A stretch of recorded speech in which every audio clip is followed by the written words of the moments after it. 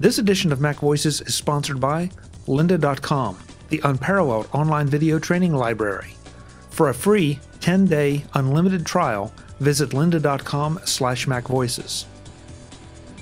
And by Harry's. Find affordable shaving gear that you'll love. Get $5 off your first purchase by using the code MacVoices at harrys.com. Welcome to Mac Notables on Mac Voices. This is the Talk of the Mac community. I'm Chuck Joyner. Folks, it's time for another visit with Ted Landau to share his wit and wisdom. Ted, great to see you as always. Thank you. Good to be back. Yeah, so you feeling witty? You feeling like a lot of wisdom? No. No. Okay. Well, then it may be a short show. So we'll be up and done in no time. People listening to this will be able to get back to whatever it is they're doing that much faster. Yeah. Well, hopefully we can make them think a little bit. So the last time we talked, the Apple Watch was just a bit of speculation. We knew it was coming, but we didn't know what form it would take. Now I'm kind of anxious to hear what you think, given that we have pricing information and maybe a few more details, not a lot more in the way of actual technical details.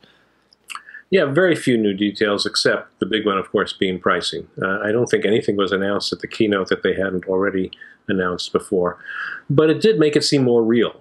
You know, the fact that people in the audience anyway could go to the next room and actually play with them and have some real time with them, and the fact that they were showing apps that were going to be available and things of that sort. I decide I'm going to get one. And again, I always have to give that caveat that saying that I'm going to get one is an easy call for me to make, because I can always justify it by saying, well, I'm going to get it for my writing, my talks with you. It's a sort of business expense. Would I have really gotten one if I was, Joe Average? I don't know. But for $399, I think is probably the one I'm going to get. Although I've toyed with getting one that costs $700, I'm going to give it a shot. I guess I thought back to my initial reaction to the iPhone. When I saw the keynote back at Macworld Expo years ago, 2007, my reaction initially was, wow. I was just knocked out of my seat. And I said, this is really amazing. But then I also thought, I'm not sure I really want one. It is amazing, but I don't know that I need amazing. I'm pretty happy with my Motorola track phone, which is what I was using at the time, flip phone. And I wasn't sure I really was going to want to access the internet all that much from my phone. It was still a new idea to me. And so I thought, I'll hold off. Maybe I'll get it, see how it goes. And then, like 12 hours after they went on sale, I said, "That's it. I'm getting it." And I never looked back, and I never regretted it. And so I think about that, and I think, well, maybe this is going to be another one of those times where I'm hesitating, but a year from now, I'll be really glad that I didn't hesitate longer. And I think that's likely to be the case. So yeah, I'm looking forward to getting one. I've got to take you through the process of what's going through your head about you're going to get the $399 one, but you're thinking about getting the $700 one. How are you evaluating what? And what is your thinking? It's strictly on appearance. I have always had metal. First of all, I don't like the belt loop type of watches. I don't like having to strap something in and find the eye hole where the pin goes through and adjust it that way. And they wear out typically faster. They're a hassle for me to deal with. I just never like them. So I've always worn the ones that you can just sort of slip on and at most just close a clasp. And I like heavy metal. I've got really kind of big chunky metal stainless steel ones typically. And so the sport band therefore didn't immediately appeal to me, though it does seem to have a nicer way of strapping in than your typical cheap Timex. But the space gray one looked kind of cool. That all black look that would sort of match the color of my space gray iPhone. I could see getting that. And so that's the $399 one I'm thinking of getting. But if I really wanted to go for that all metal look that I'm used to in watches that I've owned previously, then I was going to move up to that one, I forget the name of it, the sort of bracelet one. The real metal chain link one that's more used to what I typically would have gotten was about I think that was the top of the price range of the middle line. It was like about $1,100 or something like that. And I I couldn't see myself spending that much money for something I still wasn't sure I was going to really be happy with. So that 700 was kind of the upper limit. But in the end, I'm thinking, it will all depend upon. I decided I'm not going to pre-order it. Let's put it that way. That's my wife in the background. I'm not going to pre-order one because, I believe they're actually going to, my understanding is they're going to be in the stores as of April 10th before they go on sale. The pre-order day will be the day that you can actually see them in stores, if I've understood the literature, which may be wrong. So I definitely want to go into the stores and play with the different bands and looks before I decide for sure. And even then, I might decide to wait until they're out and see some of the initial reaction. This is not something that I feel a burning desire to have on day one. It's not going to change my life in any significant way. And if I have to wait a month after the launch day to get one because they're in short supply, so be it. I'll wait. And so I guess my final decision as to whether it's the 400 or the 700 will depend upon my reaction to actually playing with them in the store. So it sounds like everything you've just said is pretty much based on appearance, which is probably no surprise since the function of all of the models of the Apple Watch are the same. And I'm surprised to hear that, I guess, that much consideration. But on the other hand, that's probably the only differentiating factors here. It's not like you can upgrade more RAM or get a faster processor or anything. Absolutely, they're all the same, except as you said, for the look, and that's no different. When I go into a jewelry store to buy a watch, I spend a little time thinking about quality. In the sense that I don't want something that is going to break a week after I get it, or that doesn't keep accurate time, or things of that sort. And after that, it's all looks and material. That's for any watch that I buy. I don't examine the insides of a watch to see whether I want to get it or not. It's just that's how you make a decision about a watch. It was interesting. I read a column the other day. I forget by who. Someone I don't admire as a result of this column, but basically they said, there's no the inside of the iWatch is not a technological marvel. It's not going to break any ground with new features, and Apple knows that. They seem to be saying, as if Apple was coming to terms with some deficiency in the watch, and that's why they're trying to sell you on how it looks, because that's the only thing they can really sell you on. And I think, wow, you just so missed the boat. Apple is emphasizing selling it to you on how it looks. First of all, I don't think they're trying to cover up the fact. They're not trying to cover up the fact that the watch can do all sorts of things. That's part of what they're selling, the apps and the other features and the health features and so on. That's part of the sales pitch. It's not just looks, so I wouldn't go that far. But to the extent that Apple is making an emphasis on looks, I think it's perfectly appropriate. That's what people, like I just said, that's what people decide on getting a watch. And when all the watches are the same, then looks, becomes even, in the Apple Watch line anyway, then looks become even more important. So I think Apple made a conscious decision that fashion was going to be key in the success of this watch. And there was another article that made a point more to my way of thinking that said that the number one problem with any sort of Apple Watch or Android watch or any sort of digital smartwatch is the first thing you got to do is convince somebody to put it on their wrist. And there are hordes of people that don't wear watches, that aren't interested in watches, and even some that do wear watches that aren't sure they want to switch from what they wear to this type of device. And so if it looks like a piece of crap, if it looks ugly, they're not going. It doesn't matter what it does, you're not going to buy it. It's been fascinating to watch the columns, the articles, the Twitter comments, the Google Plus comments, and I think that because this is such a different animal for Apple, fashion has never been front and center. I talked to Jeff Carlson the other day, and he made the point, and I'd sort of forgotten about it, I'm embarrassed to say, about the white earbuds for the iPod, and how that was a fashion statement of kind of a different kind. But here, all the geeks seem to be just going crazy because they're not being marketed to in quite the same way. And the differentiator is fashion. And Apple's breaking new markets with this, but they're not used to it. And so, because the number of people that have gotten just upset about the Apple Watch Edition, I mean, that's fascinating to me. It's like me getting upset because I pull into a parking lot somewhere and I see a Lamborghini. No, it doesn't offend me. It's just, it's not for me. No, it doesn't offend me either, though, as you probably know, I did write a column saying that unless you're so rich that money is irrelevant, getting a $10,000 watch marks you as at least a bit crazy. So. But is it any different now talking about Apple Watch than it was 2 weeks ago talking about a Rolex or a Tag Heuer or any of the others? Yeah, it is somewhat like that, but part of the point I made in the article that I was referring to was that buying an Apple Watch is different than a Rolex in terms of my view of spending that amount of money.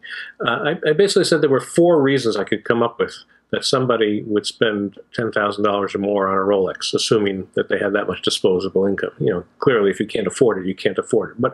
But among the people who can afford it, but it's not a trivial decision, should they? And should they even want to? Well, that's not a good way of putting it. They could want to, but maybe let's just leave it as should they. And I came up with 4 reasons. One was materials, the gold or whatever that goes into it. Though clearly there isn't $10,000 worth of gold in any of these devices, but it's still a significant portion of the device. The second is the craftsmanship. And I did some work looking up how Rolexes are made, and there's some interesting web pages that go into how these are like almost handmade, each one, and the degree of testing and craftsmanship that goes into it. It's significant. It's not like it's like you're buying a Lamborghini, as you said. It's not like you're buying a cheap Timex or something like that. There's a difference. The third is the status. Some people will just want it because, like a Prada or a Gucci bag, just carrying around and seeing that you have a Rolex makes a statement, and that can be of value to some people. And the fourth is the longevity. That these things are designed to last forever. People sometimes pass them down to their, across generations. You can be wearing a Rolex watch that your grandfather wore, or something like that. And they tend to retain their value. Dave Hamilton told me, who has a Rolex, told me that Rolexes, used, old, whatever, previously owned Rolexes often cost more than when you bought them. Their value increases over time, I guess, due to inflation and other factors. So all those things can make it not crazy to spend $10,000 on a Rolex. My point was, of those 4 things, only one of them applies to the Apple Watch, and that's materials. It has the gold. It doesn't have the craftsmanship. I mean, there's a degree of craftsmanship to it, but there's no more craftsmanship in it than in the $350 watch, as we've just said. So you're not paying extra for any extra craftsmanship that goes into the $10,000 watch. You're not paying for status, particularly. I actually have some concern that there'll be an Apple Watch backlash, and people that walk around with an Apple Watch will get sort of minorly laughed at $10,000 one, I guess I should say, that people will sort of behind their backs laugh at them, that they actually thought that this was going to be some great status symbol, as comparable to getting a Rolex. I don't think it'll have that status at all. And as for the longevity, this is something we touched upon the last time we did a podcast together. I don't expect these watches to have any longevity. They're certainly not going to get passed on from generation to generation, because within a couple of years, there'll be revisions to the Apple Watch that'll make this original one that you bought out of date to the point where you won't even want to use it anymore. You might be able to retain the band, but the watch itself, you're going to have to get a new one. So when I look at that, essentially what I came up with was that 3 out of the 4 reasonable reasons for getting a Rolex don't apply to an Apple Watch, and it makes it even more crazy, in my view. I guess I've heard the arguments that the $10,000 edition model is there to add legitimacy to the sport model and the Apple Watch model. Okay, I guess just not for me. I find myself conflicted here because because of the Apple Watch, I've come to understand the watch culture a little more. And I think that's the challenge here that a lot of us are facing. A lot of us are not familiar with the watch culture. I admit, I was taken aback a little bit by the price of some of the bands. And until I educated myself to the fact that, yeah, these bands can be a significant part of the watch, as opposed to the watches that I've worn in the past that either the band that it came with was fine, or I went and got a replacement that fit me a little better, and it costs not a whole lot of money. So there are just so many aspects of this that are watch culture and not tech culture. And I think the tech culture has to kind of get used to the idea of some of the watch culture. And I don't know what the watch culture people are doing because I can't identify with them. Yeah, I mean, I agree. It's being driven not by technology. A $10,000 watch is like nothing that Apple had ever made before. I mean, the closest analogy I think I could come to is the 20th anniversary iMac or Macintosh or whatever it was, which was clearly overpriced for the technology you were getting. You were paying for the cachet of saying this was their special 20th anniversary edition. But aside from that, Apple's always been on the high end compared to their PC competition. But Apple has always contended it's worth the extra bucks because what you're getting is better as well. You could dispute that, but that would be Apple's contention. No one at Apple is trying to say that spending $10,000 on this watch is worth it in any technological sense. It's only worth it in a psychological sense, and that's the way the watch culture is. And so Apple is appealing to that. I'm not sure. I imagine there was probably a lot of discussion inside Apple as to whether they should even offer a watch like that, whether it's almost anti-Apple to do it or not. But in the end, whoever wanted to do it carried the day. Today's edition of MacVoices is brought to you by Lynda.com, the unparalleled online video training library. Lynda.com has over 3,000 on-demand video courses that cover topics like business, technology, and creative skills. And you can get a free 10-day access pass to all that training just by visiting lynda.com/MacVoices. Want to go paperless? Lynda.com can help. Concerned about iPhone and iPad security? Lynda.com can help. Working on your income taxes? Lynda.com can help. Interested in 3D printing? Lynda.com can help.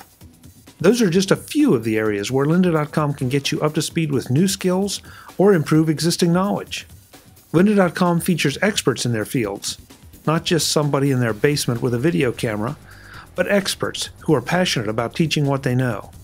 The videos are professionally recorded and produced so you can watch them from start to finish or consume them in bite-sized pieces. Many of Lynda.com's courses even have tutorial files that you can download so you can work along with the instructor, ensuring that you'll get maximum learning for your time and effort. Excel, Photoshop, Final Cut, Logic, Illustrator. The list of software titles goes on and on too. The breadth and depth of Lynda.com's training is just amazing. You need to sample it for yourself to find out how it can improve your vocation or your avocation. That's why you should go to lynda.com/MacVoices right now and sign up for a 10-day free trial. No restrictions, no partial files, no limitations on what you can try. And you can try lynda.com on your Mac, your iPad, even your iPhone, so that you can learn where you want, when you want, how you want. And best of all, you can learn what you want. Do me a favor and do yourself a favor and try lynda.com. That's lynda.com/MacVoices for your 10-day free trial. You'll be glad you did. Thanks to lynda.com for their support of MacVoices. One thing I was a little bit relieved to see that they didn't make it too affordable. In other words, they didn't participate in a race to the bottom. Let's see who can put out the cheapest, most affordable, cheapest, depending on your point of view, watch. It's at the lower end. It's a bit of a premium product, and then they have a mid-premium, and then they absolutely have the ultra premium.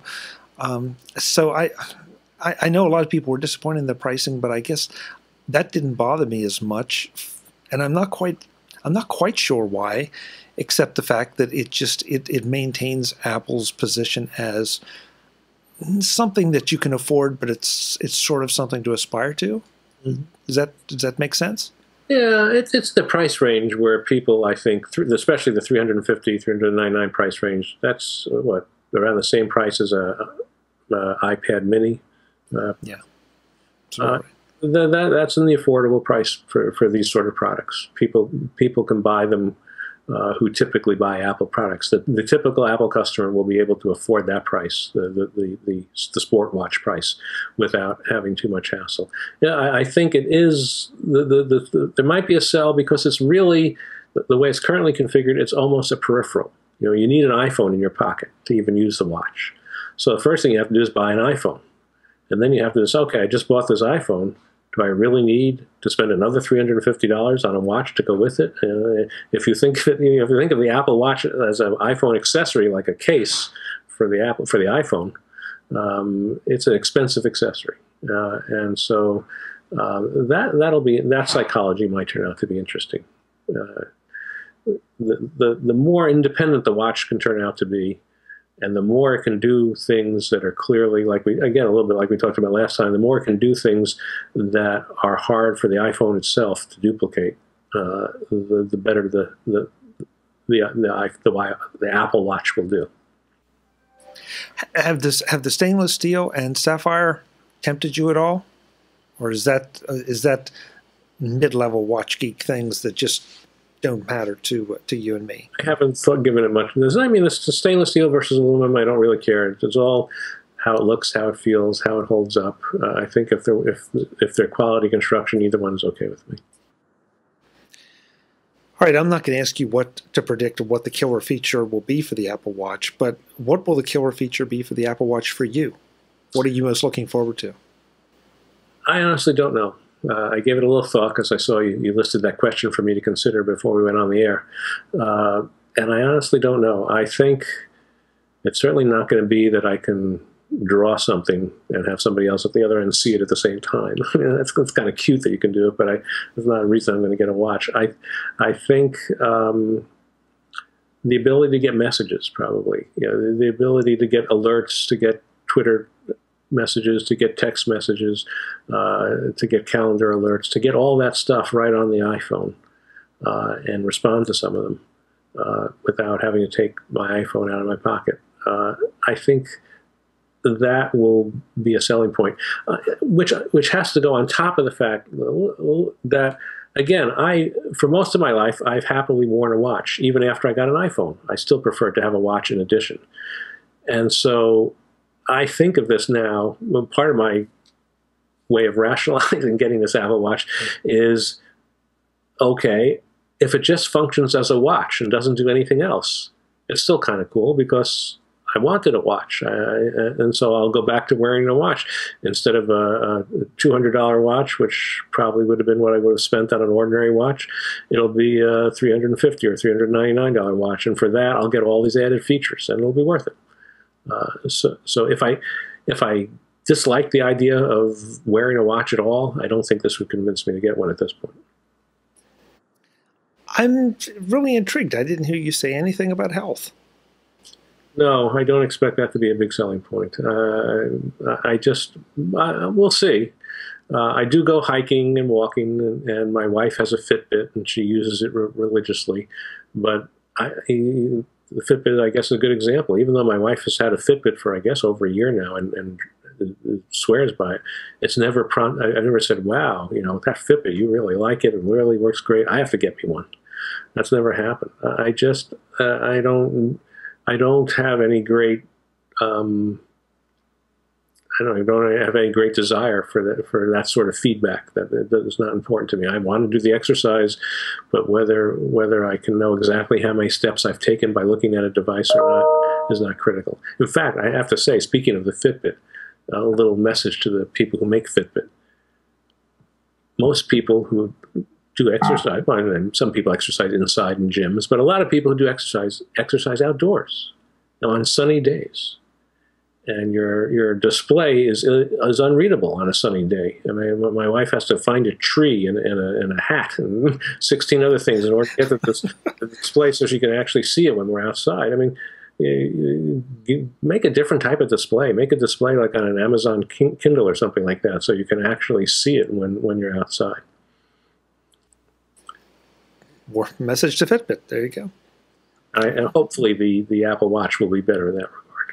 It ought to be. You know, that's something we haven't heard a lot about is the visibility. Certainly, the pictures we've seen and every report is that this should be visible. And if the display is anything like an iPhone, it shouldn't be a huge issue in sunlight. I'm kind of anxious to see. I've learned that my phone and especially my iPad don't do well if I have polarized sunglasses on. Oh, yeah. So I'm kind of anxious to see if that is an issue with the Apple Watch. Mm-hmm. Yeah, we're right. We're right back to it, Ted. There's so many aspects to this, and depending on who you're talking to, if you talk to Jeff Gammon, he'll tell you that the health part is really important to him. You and I are thinking a little bit more along the same lines, that it puts information on my wrist in a convenient fashion for me to look at and not have to go digging in my pocket for the phone. There's the fashion aspect that doesn't matter as much to us, but it matters maybe enough that we will carefully choose which one we're going to buy. So there's so many different ways to look at this, probably more than any other Apple product. Yeah, well, let me be clear about the health stuff. It's not critical to me, as long as you asked, which you did. But I think it is critical to the success of the Apple Watch itself. I think it will be important to a lot of people. It's another one of those cases of Apple, of a device that sort of becomes the jack of all trades, like the iPhone itself. The Apple Watch is doing this on a smaller scale. That is, people who are considering buying a Fitbit, for whatever it costs these days, I don't know, $100 some odd. I'm not sure what a Fitbit costs anymore, will now have to say, well, if I want it, I get a watch, I can get an Apple Watch, and it can serve as my Fitbit substitute. I don't need a Fitbit and an Apple Watch. And so that saves me some money. I think there are a lot of people who will use it for the health reasons and will partially justify getting one because it eliminates the need to get some other device that costs $100 or more. We'll see. I think you and I are both, just like so many people, I don't think there's one. I haven't heard anybody yet that say that's the one I want. I think that people want to go, they want to put it on their wrist, the small version versus the large version, try the different straps. I'm sure do a little bit of agonizing over how much you're going to spend for the strap that you really want, and then order it and see. I'm anxious to try one on and see just how it feels compared to what I've been wearing, what I've worn in the past, what I'm wearing now. I suspect I'm waiting to see till I try it on, but I've said this many times, just from looking at the pictures, it doesn't strike me as something that when I put it on, I'm going to say, wow, this looks fantastic. It actually, when I first saw them unveil it a few months ago, was it last September or whatever, my initial reaction was, oh, I was hoping for something that looked cooler than that. But I understand that, form follows function, and they had to get certain functions in there, and maybe with the cooler design just wasn't going to be practical. And I think this may be about as nice a design as we could have hoped to get. So I'm cutting them some slack. We'll see how it looks when I actually try it on. So will you be putting the Mickey Mouse watch face on first? Oh, I'm sure if I get one, I'll have a lot of fun trying out the different faces and seeing which one I ultimately like. Maybe I'll have one, for each different day of the week. I see a blog post coming. Well, how about some of the other stuff that we saw at the Spring Forward event, notably the new MacBook? This too has generated a lot of angst over so many people, and again, I feel like this just depends on what you do or what you need to do with it as to whether it's targeted at you. Yes, I mean, that is my bottom line reaction right now. The idea that someone would be angry at this MacBook seems kind of silly. If you don't like it, you don't get it. I mean, it's not like you don't have another choice. You have MacBook Airs and MacBook Pros. If you like those better, get those. I think part of maybe the negative reaction, and we'll get to the details of why there might be a negative reaction at all in a second, but part of the negative reaction may come from Apple's history, which is that products like this tend to be the leading edge of an overall change in their whole product line. So one day a MacBook comes out without an optical drive, and you can say exactly what we're saying now. You will still want a laptop with an optical drive, just don't get that one. Get one of the other ones. Except today you can't get one of the other ones. They're all gone. And so when people see what Apple is doing with this MacBook, I think part of the calculation in people's heads is, in 2 years, every MacBook's going to be like that. and so it is. Let's if you're upset with this one, you're upset with the entire where the entire line is going. I'm not sure that's true, but there's certainly a precedent for that sort of thing happening. So it's a reasonable thing to worry about. And what is it that people are worried about? Well, I think the primary thing that people are worried about is the one port, the fact that everything goes through this USB-C port, and it means that you can't. It means all sorts of things. It means that you can't attach the power. Well, there are ways through adapters and hubs and stuff like that, but as a default setting, you can't attach a power cord and a external USB drive at the same time without some sort of additional adapter, which you might want to do. Like you might want to have a backup drive attached. I have a friend, for instance, that has so much iTunes music and photos that he can't keep it all on the drive that's inside his MacBook, and so he bought an external drive for that. And so he has a power cord, and it sits on his desk mostly, and he has a power cord and an external drive connected 24 hours a day, just about. And with this device, you can do that. And if Apple made transition to its whole line like that, and then you couldn't do that with any MacBook. There's no Thunderbolt, so you can't use a Thunderbolt display, which is the only standalone display that Apple makes right now. Presumably they'll have something else going. I remember a time when the idea that you could attach a Thunderbolt display to a laptop was a primary selling point. They said, buy this MacBook Air or MacBook Pro and take it with you, and then when you're at home, you can just attach it to the Thunderbolt display. In fact, as I recall, the Thunderbolt display was set up so that when you attach your MacBook to your Thunderbolt display, the Thunderbolt display itself is recharging the Mac, so you don't even have to use the MagSafe connector. It's charging through the Thunderbolt display itself, as I recall. And of course, what actually gets to be another thing that I said, the aspect, the USB-C doesn't have the MagSafe characteristic of being easily detachable if you knock it over or something like that. And so people are saying, MagSafe was one of the most beloved features of laptops, of Apple laptops. And now we're going to go back to the day where if you accidentally trip over a cord, your MacBook's going to go flying to the ground and be damaged in a way that it wouldn't with these other MacBooks. I could go on and on. There are clearly limitations of this single USB-C connector. I would have preferred personally, if they were going to just have USB-C, that they at least have two, one on each side. It seems like there would have been room to fit that in without too much extra effort. I'm not sure why they didn't. But even that wouldn't have solved all the issues that we're talking about here.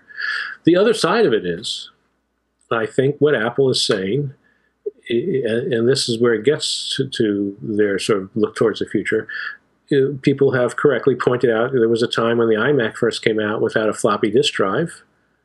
It just had a CD-DVD drive, and people said, oh my God. And then there was a time that we just talked about when Apple eliminated the optical drive altogether, and people said, oh my God.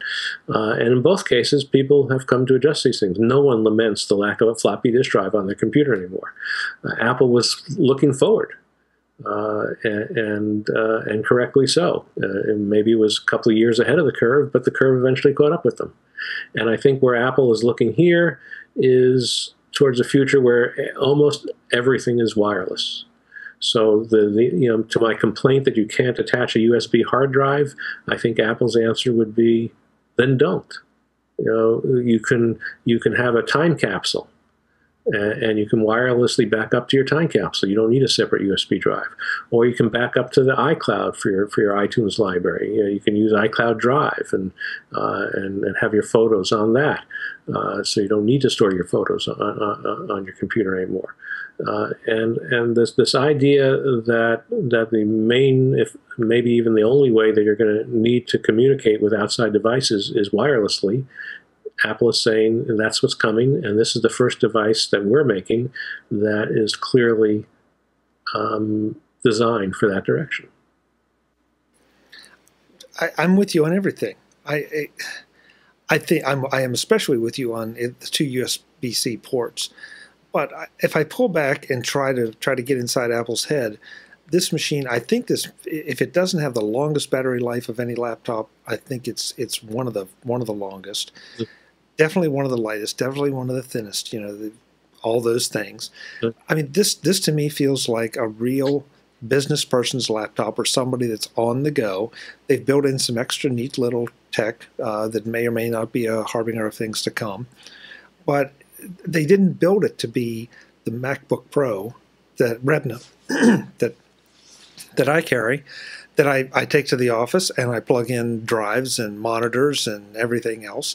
And it's sort of my traveling desktop. It's my traveling machine. This is something that is really meant for people on airplanes, people on trains. I think students will love it. Yes, great example. This will look great in a boardroom and won't be obtrusive. The funny thing is that you took me back a little bit there when you were talking about the floppy drives and the DVD drives, because I remember thinking, how am I ever going to function without those? And the transition was not that difficult because Apple was just a little bit ahead of the curve. And so now we have iCloud Drive, which I hope is performing up to expectations or is getting there. We have Dropbox. We have back here over that shoulder, I believe, is a transporter. So we have a lot of cloud-based options that have my storage somewhere else and I can get to it, because at the end of the day, it's very, very seldom that I need all those files all at once at my command. Mm-hmm.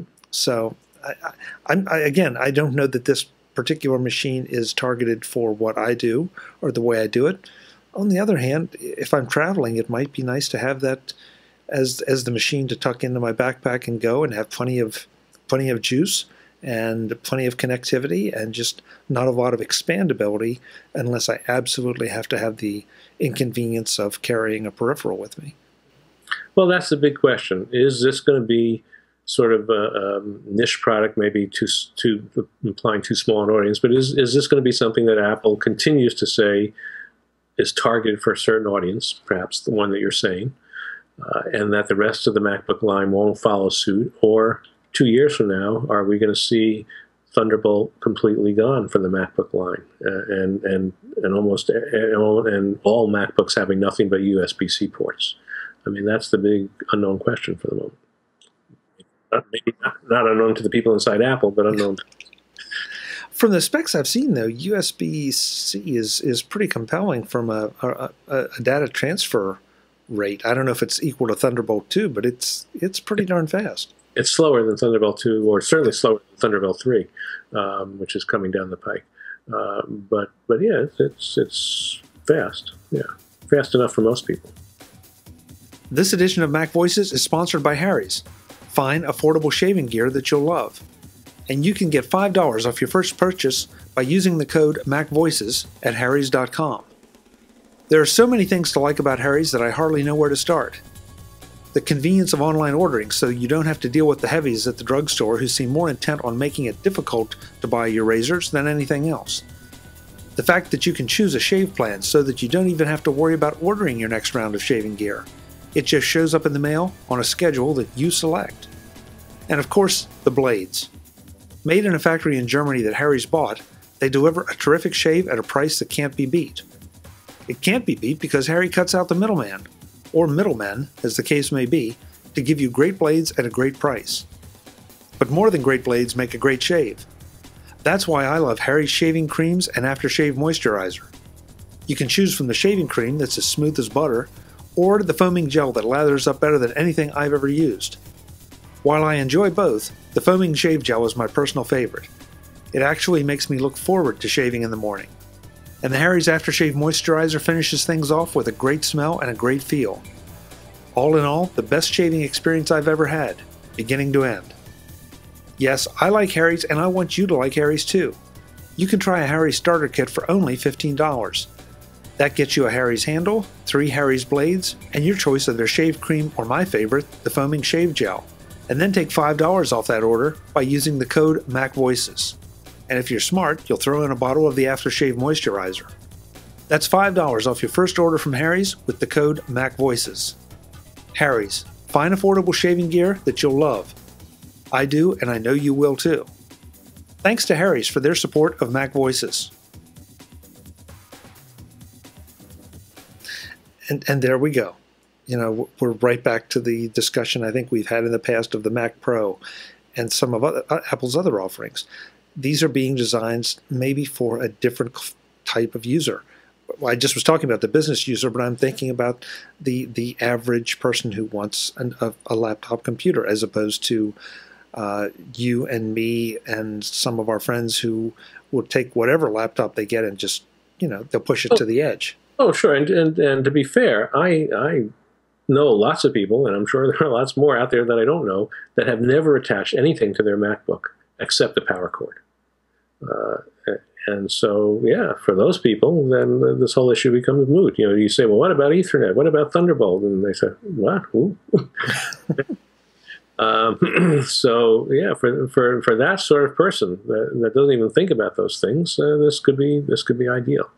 The other thing that came up that I spent some time talking about in the column I wrote on this is that this MacBook is so thin and so light, and only has one port. And I started thinking, what else does Apple make that's thin and light and only has one port? And that's the iPad. And I started thinking, in some sense, this laptop is coming close to being something that would be a competitor for a theoretical iPad Pro. That a professional level, one of the things about a professional level iPad is that you're probably going to want one of these keyboards to go with it. The idea of having a so-called Pro iPad and rely entirely on the virtual keyboard, I don't think is going to make it. In fact, I once wrote an article on the iPad Pro, which I speculated whether Apple might finally make their own physical keyboard to sell with such an iPad Pro, because I consider it to be such a key component.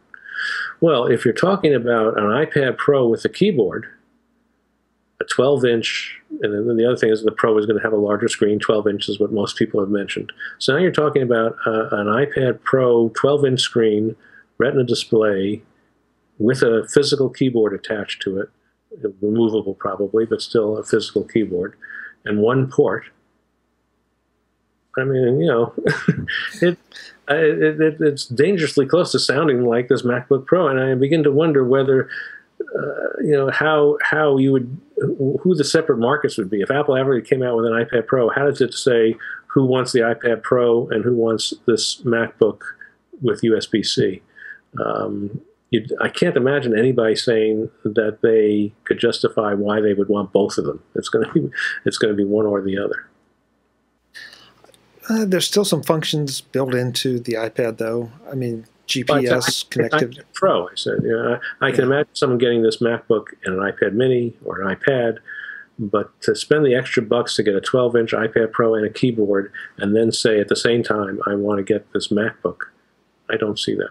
Yeah, that's a fair point. That's a fair point.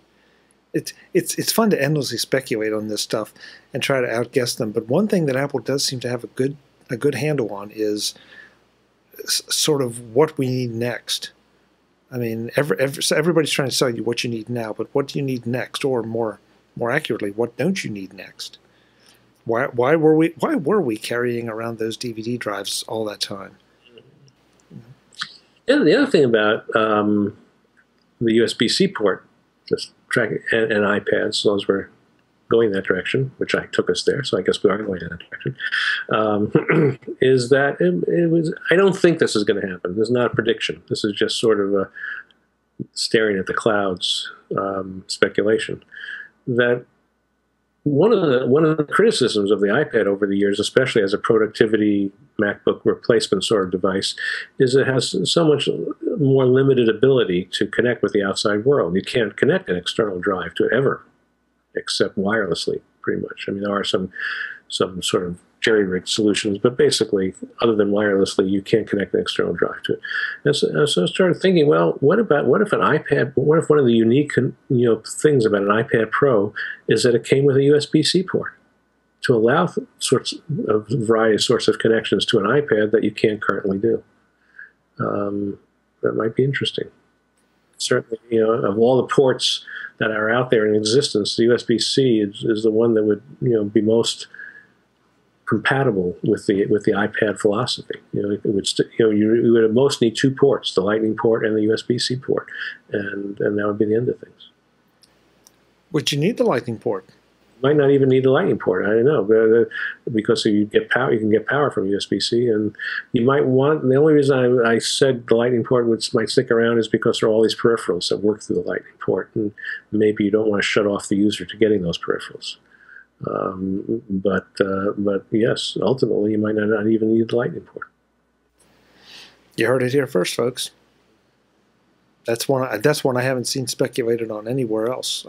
I'm sure somebody has somewhere, but I really hadn't thought about a USB-C port on an iPad. Well, like I said, I consider speculation more than prediction because I don't really expect to see it happen. But if it does happen, then I'll be able to say I predicted it. Yeah, there you go.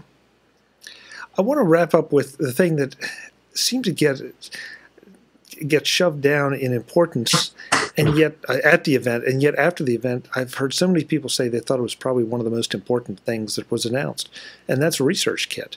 Mm-hmm. I kind of love this because it lets people opt into doing some of this research. It certainly makes things easier.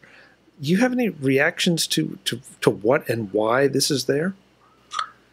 Well, if you mean why did Apple do it, other than because they thought it was a neat thing, good thing to do, I have no particular answer.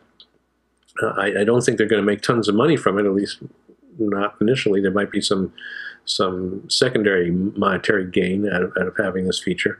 It might convince colleges to ultimately prefer iOS devices to Android devices or something like that. But it's not a money-making machine by itself, as far as I can tell, anyway. I think it's potentially fantastic. My background before I was doing all this Mac stuff, and even while I was doing all this Mac stuff for a long while, was to be a psychology professor.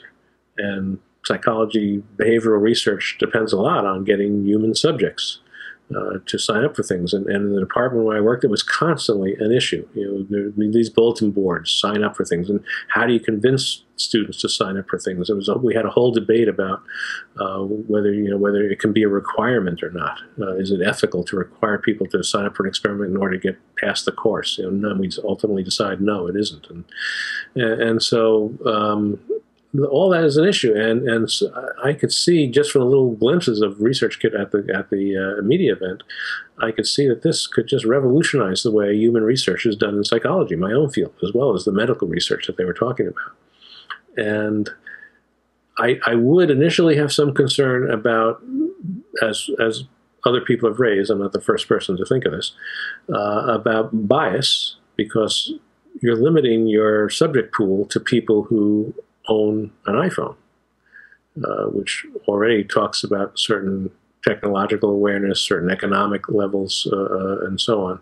And so, if you want a true cross-section of the population, you're not getting it. But that some degree of bias is always present. I mean, if you're doing an experiment in psychology before ResearchKit, most people are limiting their subject pool to college students, which again is a bias. You're not getting the people that don't go to college. So there are these inherent biases in almost any subject pool, and so I'm not sure whether the bias built in here is going to be a deal breaker or not. I don't think it will be. I think overall it's going to be an exciting way of enhancing how human research is done. Again, we're on the same page. I think that this lets a a testing device, go into so many people's homes and puts it in the hand of so many other people. I think you're right. I think you get a much more diverse sampling set. And as people get educated, realize that you're not compromising their privacy, that you're actually advancing things. And the apps we saw, of course, are not terribly difficult to contribute to. I think it can be very exciting, and I think it could stand Apple well in certain areas, not just colleges, but medical areas, hospitals. I think there are a lot of benefits on both sides to actually the raw data as well as to Apple itself. Yep. So, as long before you close out this, going down a checklist of the media event, there's one other thing I do want to mention, and that is HBO Now. Oh, I'm sorry, I missed it. Yes. Yeah, I think that's important. The ability to sign up for HBO without having to have a cable or satellite dish contract in any sort of way. it's the first. HBO is the first major premium station, network, whatever you want to call it, that's done that. And I hope that others like Showtime and so on will get on board with similar things soon. And I hope it'll begin to be a way in which will increase the ability for people to, as they say, cut the cord. I certainly would look forward to that. And in that regard, I would just mention that I saw an article just this morning, I think it was in the New York Times, talking about something that's been in the news for a few days now, but I was just reading about this morning, that there's rumors that Apple is working on a low-cost, internet-based package of channels to challenge Comcast. It won't have the wide range of channels that you get with Comcast, but it will have the core, ideally the core channels that most people want in a cable, and that'll be the first time, and together with some things like HBO Now, that people will be able to get most of what, if not all of what they want without a cable company. Because that still, for most people, when they look at HBO Now, they say, well, that's great, but I still want ESPN, I still want AMC so I can watch Walking Dead or whatever. And so there are still these other channels out there that tie people to wanting the cable or satellite services. If Apple can come up with a package that encompasses most of those channels, then I think we might finally be at the point where we break free of the stranglehold, really, that cable companies have had on us. I can't wait. I can't wait. Although I've seen some articles that it's interesting. It almost sways back the other direction that, well, gee, $15 for this new HBO service is a little bit much to pay, and so I just won't get it. And it's like, well, this is what you've been begging for. And all right, so $15, depending on how much you're going to watch it or what you want out of it, yeah, you got to make a value judgment. But going a la carte, it potentially could cost you more. And I don't know how to defend that. If you don't want to pay it on that basis and have all the benefits of it being on demand, if you just want to go back to the cable company, go back to the cable company. Some people are never happy, but I will say, I think it's going to have a pressure on the cable companies. For instance, if you wanted to get HBO from Comcast, my personal friendly cable company. If you wanted to get HBO from Comcast, the standalone price, when it's not bundled with some package, is $20 a month. And now I could get it from HBO Now for $15 a month. So I can see myself going to Comcast and saying, I'm not paying your $20 a month. If you're going to charge me that, I'll just say no thanks, and I'll get HBO Now instead. It almost forces Comcast to then, I'm simplifying the logic a little bit here, but it almost forces Comcast to come back and say, okay, we're only going to charge $10 a month for HBO Now, for HBO, because we know that you can get HBO Now as an alternative. And so there'll be a downward pressure or a spiral on the prices. I hope that will be part of the outcome. We'll see how it plays out. Not knowing what's going to be in the rumored new Apple service, but the sports channels. I mean, the sports channels drive the pricing of so many of these tiers up so high, and I'd like to see some tiers without the sports channels or with limited access to them, some way to keep me from subsidizing it, just because I do want a lot of the other channels, but I don't care that much about the ESPNs, all the variations, and so make a tier for that. The cable companies, I mean. Yeah, people who don't care about sports. Yeah, I mean, there are quite a few, it seems, on Twitter. No, there's only 3, and you're... Okay, well, there are 3 of us then. No, I'm just kidding.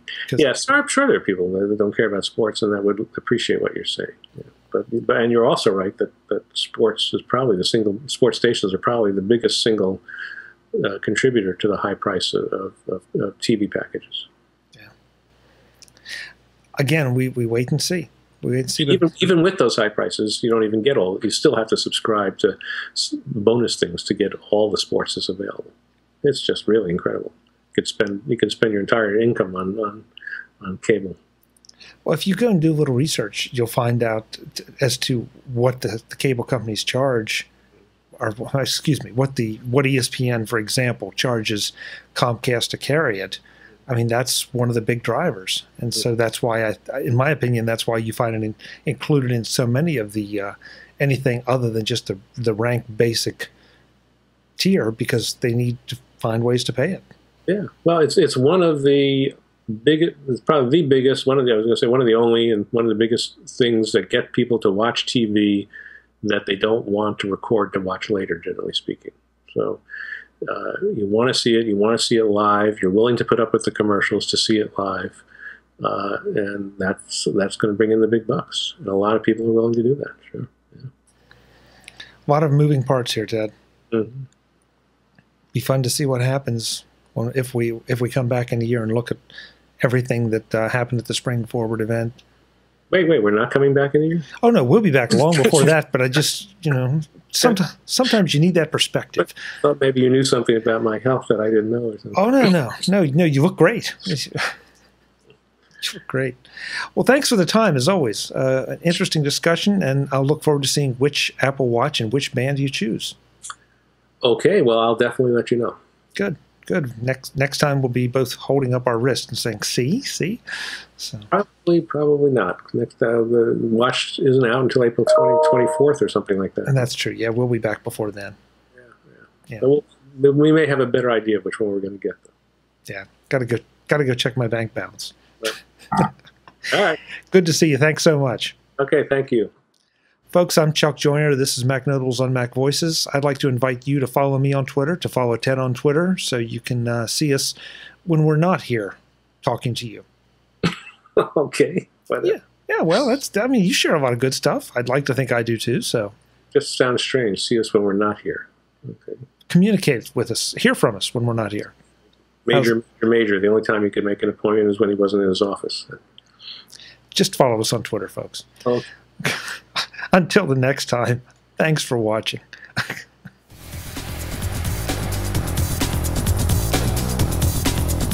Visit MacVoices.com for links, show notes, to subscribe, to connect with Chuck on Twitter, Google+, YouTube, Facebook, LinkedIn, and the Mac Voices blog. Subscribe to our weekly newsletter, the Mac Voices Dispatch, to stay up to date on all the latest Mac Voices news from our front page or at MacVoices.com/newsletter. Do more with your Apple tech by subscribing to the free Mac Voices magazine on Flipboard by visiting MacVoices.com/magazine.